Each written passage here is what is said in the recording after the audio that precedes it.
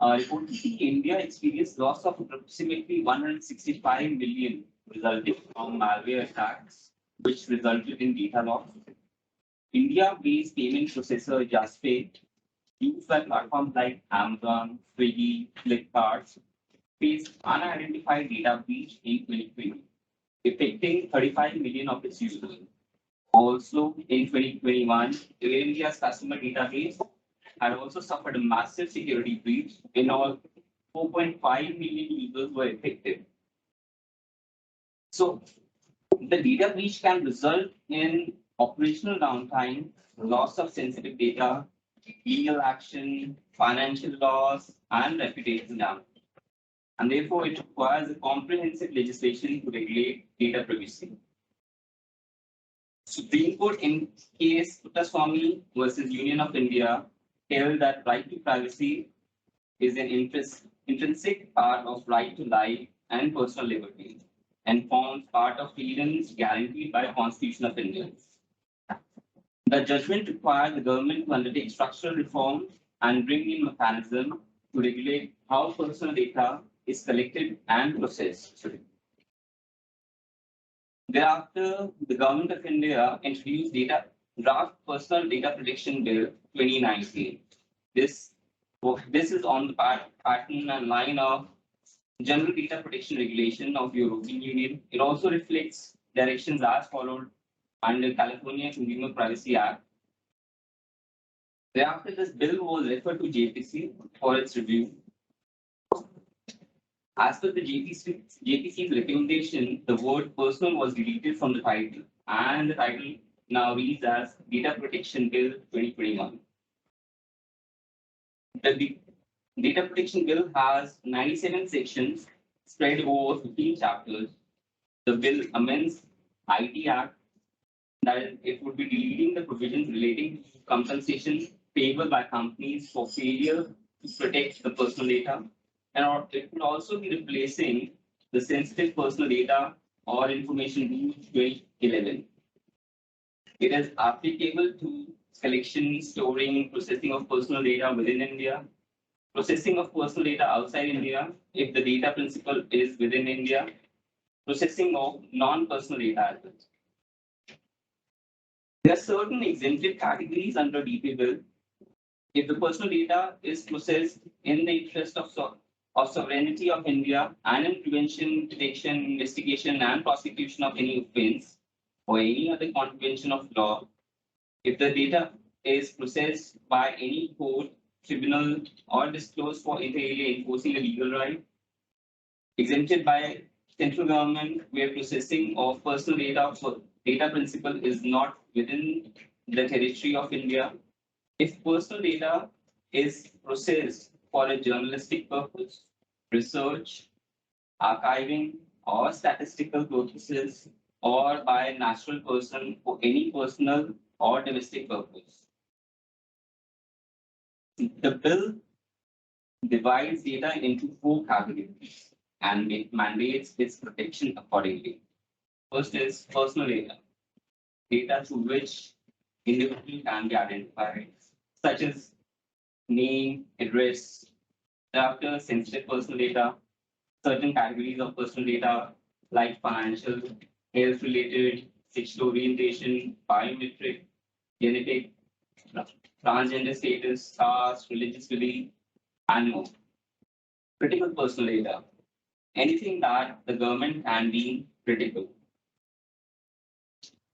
Non-personal data, any data which is not personal, including anonymized personal data.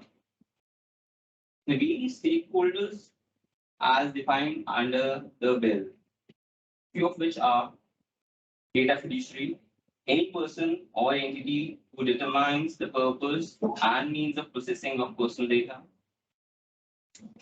The bill further subdivides data fiduciary into significant data fiduciary. Those are any data fiduciary notified by Data Protection Authority and include social media platforms. Data principal, any natural person to whom personal data relates, such as customers, employees, applicants, data processor, any person or entity who processes personal data on behalf of a data fiduciary, such as technology consultants, audit firms. Now, the bill also introduces new concepts and they provide for data protection officers. Those are appointed by significant data fiduciaries. They're responsible for all the compliances under the bill and are a point of contact for data principal for any grievance redressal. They need to be situated in India. The bill also introduces and includes definition for consent managers. They are data fiduciary which enable a data principal to give, withdraw, review, manage his consent through an accessible, transparent, and interoperable platform.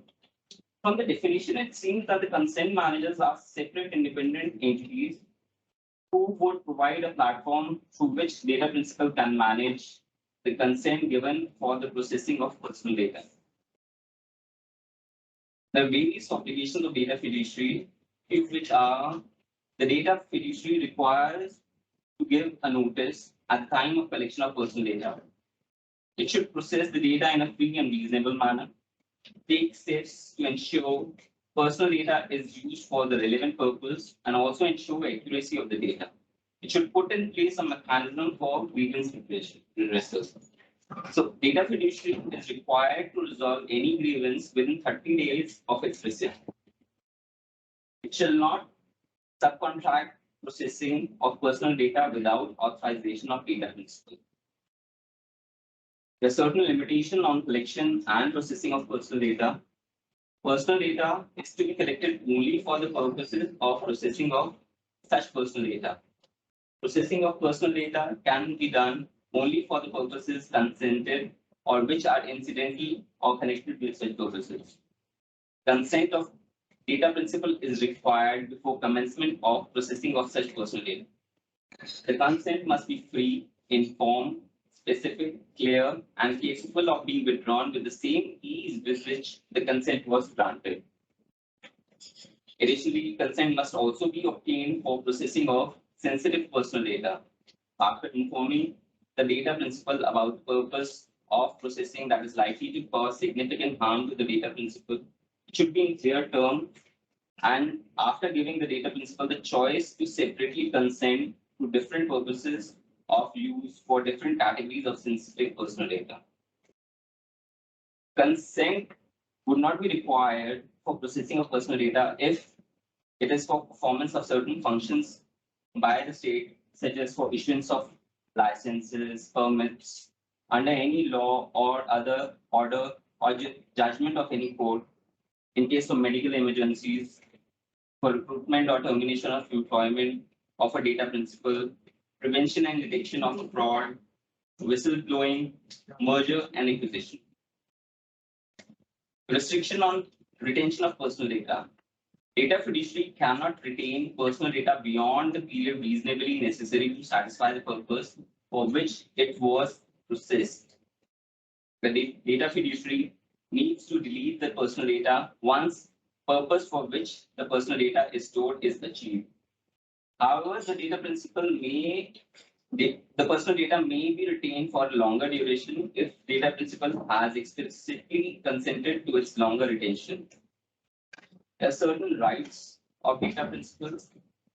So those are the right to confirmation of whether the personal data has processed or is processing, and also right to access the identities of data fiduciaries with whom personal data was shared and the categories of data being shared.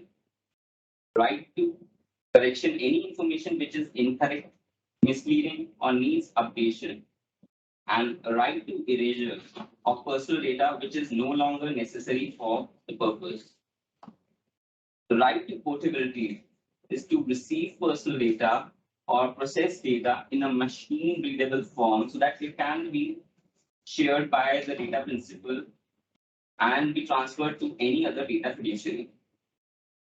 The right to be forgotten is to prevent further disclosure of personal data where such disclosure has served the purpose or consent has been withdrawn or disclosure was made contrary to the provisions of the bill.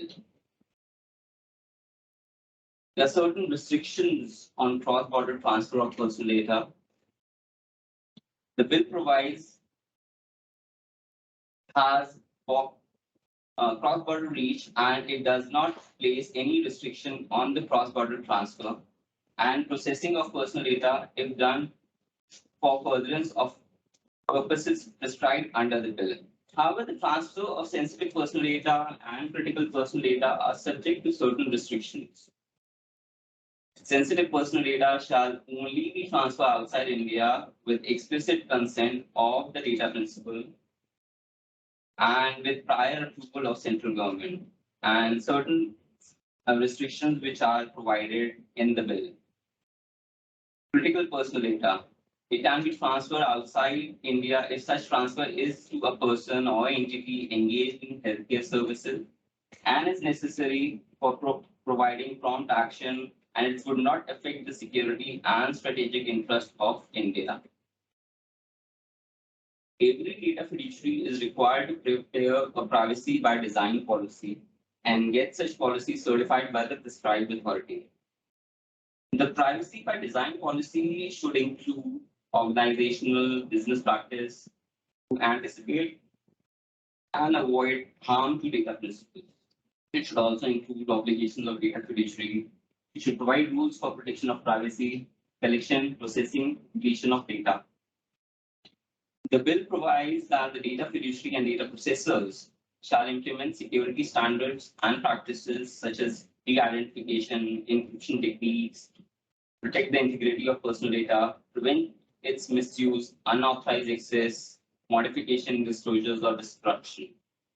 The bill also makes it mandatory for data fiduciaries to report any breach of personal data processed by them to the Data Protection Authority within 72 hours of becoming aware of such breach. I would like to conclude that it is pertinent to note that there are various compliances for which rules and regulations are yet to be formulated. However, full impact of the data protection bill would only be known once it is enacted and is implemented.